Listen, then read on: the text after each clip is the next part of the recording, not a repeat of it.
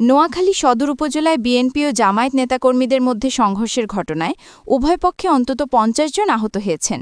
রোববার বিকেলে উপজেলার নেওয়াজপুর ইউনিয়নের কাশেম বাজারে মসজিদভিত্তিক কার্যক্রম নিয়ে বিরোধের জেরে সংঘর্ষের ওই ঘটনা ঘটে। পরে পুলিশ ও সেনাবাহিনী ঘটনাস্থল পৌঁছে পরিস্থিতি নিয়ন্ত্রণে আনে। এ ঘটনায় পরস্পরকে দোষারোপ করেছেন স্থানীয় বিএনপি ও জামায়াত নেতারা। এলাকায় উত্তেজনা বিরাজ করছে। পরিস্থিতি নিয়ন্ত্রণে সেখানে অতিরিক্ত পুলিশ মোতায়েন করার তথা জানিয়েছেন সুধাম মডেল থানার ভারপ্রাপ্ত কর্মকর্তা মোহাম্মদ কামরুল ইসলাম। নোয়াখালী জেলা ছাত্র শিবিরের প্রচার সম্পাদক ফাজলি রব্বি বলেন, কাশিমবাজার জামে মসজিদে আসরের নামাজের পর আমাদের মসজিদ ভিত্তিক দারসুল কুরআন প্রোগ্রাম অনুষ্ঠান শুরু হয়।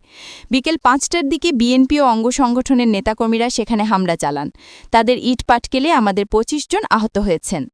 মসজিদে হামলার অভিযোগ অস্বীকার করে স্থানীয় বিএনপি নেতারা বলেন, আসরের নামাজের পর শিবিরের নেতাকর্মীরা মসজিদে স্লোগান দিয়ে তাদের অনুষ্ঠান শুরু করেন।